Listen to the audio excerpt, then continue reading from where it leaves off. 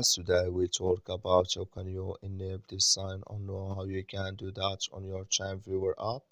So you just follow these ways, then it's going to work with you. So all you have to do, so you just go here, you go above this sign, click on it here.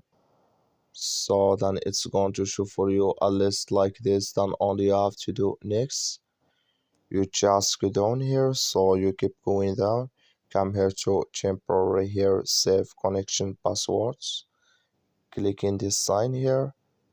Like you see, this color show for us, that's meant temporary here, save connection passwords enable with us now. So that's all you have to do. I wish you I get it. You just follow these ways, then it's going to work with you here. So to enable with you on your TeamViewer app. So thank you for your watching. Don't forget to support us by liking, subscribe. Thank you for your watching.